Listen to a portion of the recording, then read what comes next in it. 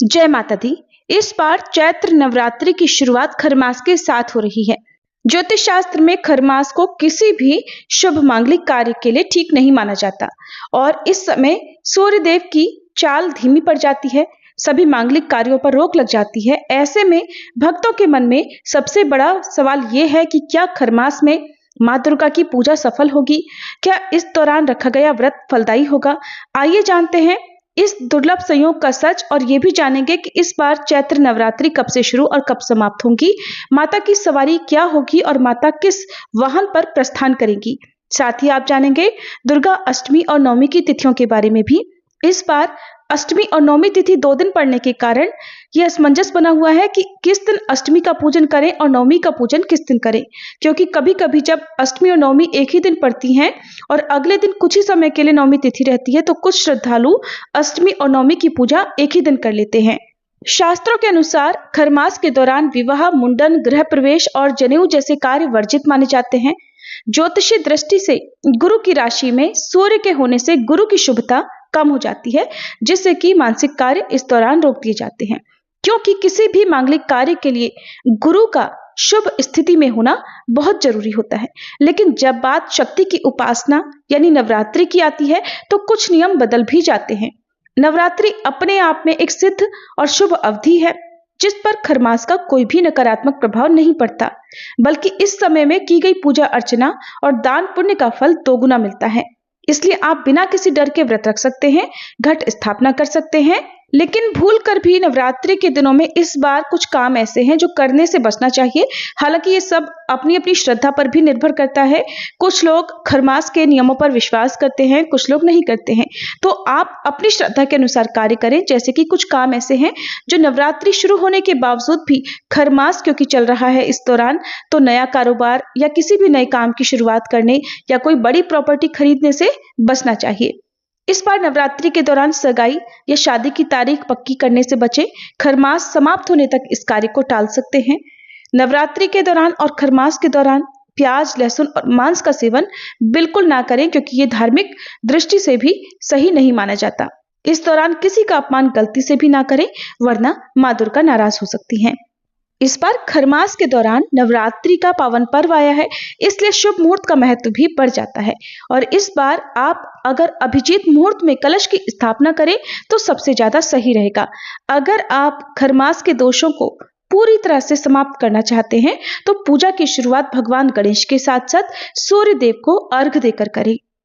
नवरात्रि के पहले दिन अपने घर के मुख्य द्वार पर तोरण बंधनवार बांध सकते हैं। ताजे आम के या फिर अशोक के पत्तों का तोरण आप अपने घर के द्वार पर लगा सकते हैं। ऐसा करने से न केवल घर की नकारात्मक ऊर्जा दूर होती है, बल्कि घर में सकारात्मक ऊर्जा भी प्रवेश करती है।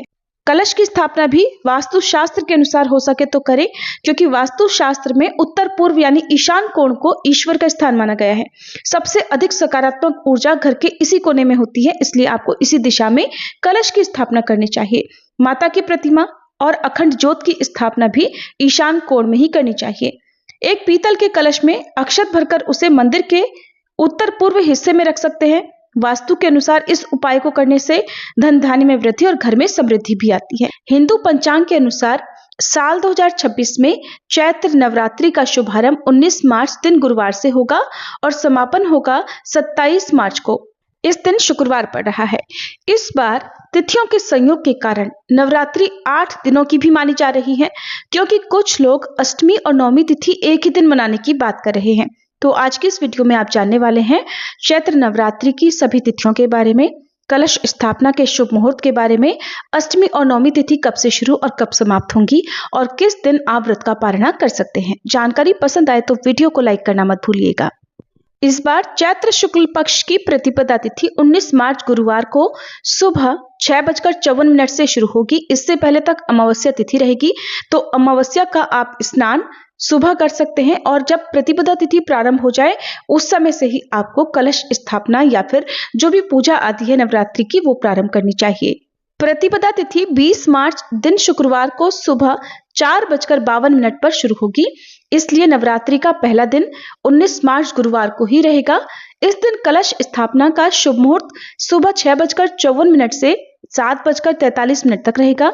अगर आप इस समय में कलश की स्थापना नहीं कर पाते हैं तो फिर अभिजीत मुहूर्त में भी कलश की स्थापना की जा सकती है, जो कि दोपहर 12:10 से 12:58 तक रहेगा।